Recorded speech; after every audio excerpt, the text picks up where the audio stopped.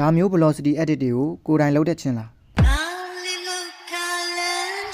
ဒါဆိုရင်တော့သင်တန်းတော့တက်နေကြမလို့ပါဘူး DVD လေးကိုသာစောအောင်ကြည့်သွားလိုက်ကျွန်တော် velocity လုံးကြီးကိုအသေးစိတ်ရှင်းပြပေးထားပါတယ်တော့ကျွန်တော်တို့ကိုလုံးမဲ့ video ကိုထည့်ထားမယ်ပြီးရင်သချင်းထည့်ထားမယ်ပထမအဆုံးလုပ်ရမှာကကျွန်တော်တို့ဒီအောက်ကပုံမှန်ဘားလေးကိုဆွဲမယ်ဒီဘက်မှာဒီ aspect ratio ဆိုတဲ့ဥစ္စာလေးပေါ့နော်ဒီ4000ခွင်းလေးနဲ့ဥစ္စာလေးအကောင်လေးကိုနှိပ်လိုက်ပြီးကျွန်တော်60 ratio 9ကိုရွေးပေးမယ်ဟိုတော့ပြီးလို့ရှိရင်ဒီ video ကိုကျွန်တော်တို့က60 ratio 9အကိုက်ပြီးတော့ဆွဲဆန့်လိုက်မယ်နော်ဟိုအဲ့တော့ကျွန်တော်တို့ကဒီတချင်းထည့်ပြီးဆိုတော့ဒီတချင်းကိုခဏနားထောင်မယ်တချင်းလေးတော့အဲ့ကောင်ကိုကျွန်တော်တို့က velocity လုံးမှာဆိုတော့အရင်ဆုံးအရေးကြီးတာကျွန်တော်တို့ beat ချရမယ်ဆိုတော့ဒီ beat ဆိုတဲ့နေရာလေးကိုဝင်မယ်တချင်းတွေက original နဲ့ကောင်းတာဖြစ်တဲ့အတွက်ကျွန်တော် original နဲ့ထည့်လိုက်မယ်လက်နဲ့ချတာကြအကွာဝေးမညီပဲနေမှာကြောက်လို့နော်ညီလားမညီလားကျွန်တော်ကြည့်မယ်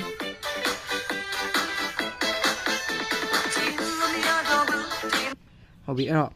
ကျွန်တော်ကတချင်းစလာမယ် velocity စလာမယ်နေရာဘယ်နေရာလဲဆိုတော့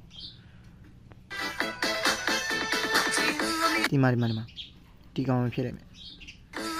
โอเคဟုတ်တယ်အဲ့တော့ဒီနေရာမှာကျွန်တော်တို့ကဒီ B ကနေစပြီးတော့ဗောနော် velocity စလာတော့မှာ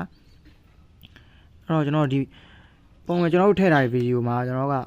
အတန်တွေပါနေလို့ရှိရင် velocity တိတ်ပြီးတော့နည်းနည်းကြည့်မကောင်းပဲနေမှာကြောက်လို့အတန်ကတော့ဆွဲချလိုက်မယ်နော်ဟိုပြီးလို့ရှိရင်ကျွန်တော်က velocity စမယ့်နေရာကဒီနေရာဒီနေရာအဲ့တော့ဒီနေရာမှာကျွန်တော်တို့က video ကိုဖျက်လိုက်မယ်ပြီးလို့ရှိရင်အဲ့မှာသူ့ရဲ့ estimate လှည့်တဲ့နေရာကိုကျွန်တော်တို့ရှာလိုက်နော်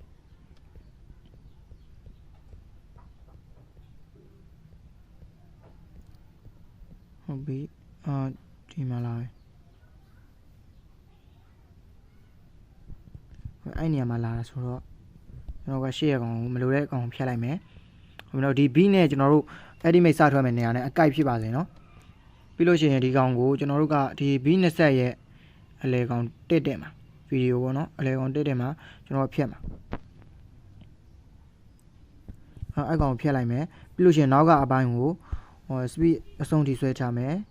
နောက်ပြီးမှကျွန်တော်တို့ကအဲ့ကောင်ဖြတ်ထုတ်မယ်ပြီးလို့ရှိရင်ပုံမှန်အမြန်ဆုံးပြန်ထားမယ်ခုနောက်မှာရှေ့ကလောက်ခဲ့တယ်လို့ပဲရှေ့ကလောက်တယ်လို့မျိုးပဲအလဲကောင်တက်မှာဖြတ်လိုက်မယ်ပြီးလို့ရှိရင်ဒီ speed ကိုအဆုံးထိဆွဲချမယ်ပြီးအဲ့ကောင်ကိုကျွန်တော်ဖြတ်ထုတ်မယ်နောက်ကအပိုင်းကိုကျန်တဲ့အပိုင်းကိုကျွန်တော်တို့ကပုံမှန်အမြန်ဆုံးပြန်ထားမယ်